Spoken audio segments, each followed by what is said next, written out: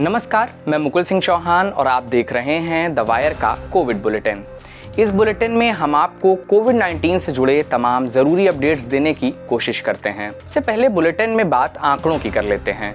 केंद्रीय स्वास्थ्य मंत्रालय की ओर से जारी मंगलवार को आंकड़ों के अनुसार भारत में 41 दिनों बाद 24 घंटे में कोविड-19 के 2 लाख से कम 1,96,427 नए मामले सामने आए हैं।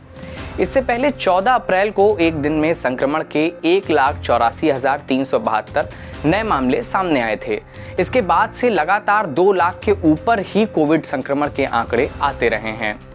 वहीं 24 मई को देश में 3,511 और लोगों की संक्रमण से मौत के बाद मृतक संख्या बढ़कर 3,07,231 हो गई है। बुलेटिन में आगे बात ब्लैक फंगस की कर लेते हैं। कोरोना महामारी की दूसरी लहर में तेजी से फैले ब्लैक फंगस के मामले अब डराने लगे हैं। दिल्ली में कोरोना महामारी की रफ्तार धीमी पड़ी तो यहाँ ब्लैक फंगस यानी म्यूकोरमाइकोसिस के मरीजों की संख्या बढ़ने लगी है। दिल्ली के सबसे बड़े कोविड अस्पताल दिल्ली के लोकनायक जयप्रकाश अस्पताल में इन दिनों कोरोना से भी ज्यादा ब्लैक फंगस के मरीज भर्ती हो रहे हैं। 2000 बेड्स की क्षमता वाले इस लोकनायक जयप्रकाश अस्पताल में इन दिनों करीब 30 मरीज रोजाना भर्ती हो रहे हैं, जिनमें से 15 से 20 मामले ब्लैक फंगस के होते हैं और 10 से 12 मामले कोरोना के होते हैं। यह बेहद चिंताजनक स्थिति है कि ब्लैक फंगस के मरीजों की संख्या कोरोना के मरीजों से भी अधिक है। बुलेटिन में अगली खबर कोविड से हुई मौतों के मुआवजे से जुड़ी हुई है। सुप्रीम कोर्ट ने कोरोना वायरस संक्रमण के कारण जान गंवाने वाले लोगों के परिवार को 4 लाख रुपए अनुग्रह राशि दिए जाने का अनुरोध करने वाली याचिका पर केंद्र सरकार से सोमवार को जवाब मांगा और सुप्रीम कोर्ट ने कहा कि घातक वायरस से मरने वालों के मृत्यु प्रमाण पत्र जारी करने के लिए एक समान नीति अपनाई जाए। जस्टिस अशोक भूषण और जस्टिस एम.आर. शाह की अवकाशकालीन पीठ ने केंद्र को कोविड-19 से मरने वाले लोगों के मृत्यु प्रमाण पत्र जारी करने के भारतीय आयुर्विज्ञान अनुसंधान परिषद यानी ICMR के दिशा निर्देशों की जानकारी उपलब्ध कराने का निर्देश दिया। पीठ ने कहा कि इसके लिए समान नीति अपनाई जाए। बुलेटिन की अगली खबर दिल्ली हाई कोर्ट के एक फैसले से जुड़ी है।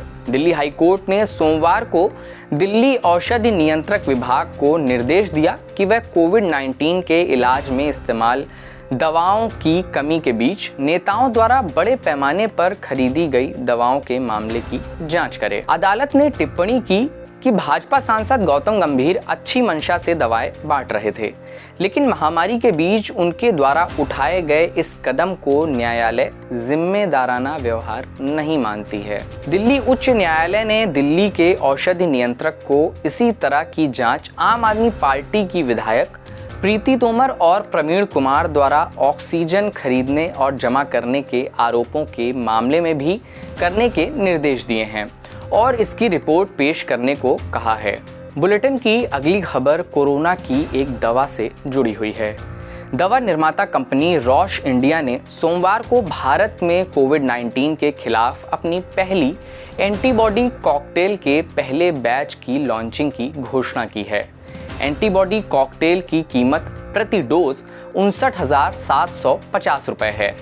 गौरतलब है कि अमेरिका के पूर्व राष्ट्रपति डोनाल्ड ट्रंप जब कोविड-19 पॉजिटिव हुए थे तब उन्हें रॉश एंटीबॉडी कॉकटेल ही दी गई थी। तब इसकी बहुत अधिक चर्चा हुई थी। बुलेटिन की अगली खबर महाराष्ट्र से है। कोरोना संकट के बीच कोरोना के इलाज को लेकर महाराष्ट्र सरकार ने बड़ा फैसला किया है। महाराष्ट्र में होम आइसोलेशन में कोरोना का इलाज करवाने पर रोक लगा दी गई है। कोरोना पीड़ित होने पर आइसोलेशन सेंटर जाना अनिवार्य कर दिया गया है। इसका मतलब है कि यदि आप कोरोना से पीड़ित हैं तो पीड़ित घर में रहकर कोरोना का इलाज नहीं करवा पाएंगे। बुलेटिन के अगले हिस्से में हम आपको कुछ तस्वीरें और वीडियो दिखाते हैं जिनके दृश्य आपको विचलित जरूर कर सकते हैं, मगर उनका देखा जाना और उनका दिखाया जाना वर्तमान हालात को समझने के लिए बेहद जरूरी हैं। बीते दिनों सोशल मीडिया से लेकर राष्ट्रीय एवं अंतर्राष्ट्रीय मीडिया में ऐसी कई खबरें, तस्वीरें और वीडियो प्रकाशित हुए हैं जिसमें ये दिखाया गया है कि किस तरह कोरोना महामारी के बीच दाह संस्कार का खर्च बढ़ने के कारण परिजनों को मजबूर होकर शव को गंगा किनारे रेत में ही गाड़ना पड़ रहा है। इसकी वजह से केंद्र की मोदी और प्रदेश की योगी सरकार की खूब किरकिरी हुई है। इससे बचने के लिए प्रशासन शवों से चुनरी हटवा रहा है, जो पीले कलर की चुनरी उस पर उड़ाई गई है। क्या होना चाहिए और क्या हो रहा है, इस पर ध्यान देने की बेहद ज़रूरत है। कोरोना से जुड़े तमाम ज़रूरी अपडेट हम लगातार आप तक पहुंचा रहे हैं, इस उम्मीद के साथ कि जल्द से जल्द कोरोना को हम हरा सकें। इस बुलेटिन का उद्देश्य आपके मन में किसी तरह का डर पैदा करना नहीं है, बल्कि कोरोना की गंभीरता को आप तक पहुंचाना है। तब तक अपना और अपनों का ध्यान रखिए, बाहर निकलने से बचिए और अगर बाहर निकलना बेहद ज़रूरी हो तो मास्क लगाइए। बहुत बहुत शुक्रिया।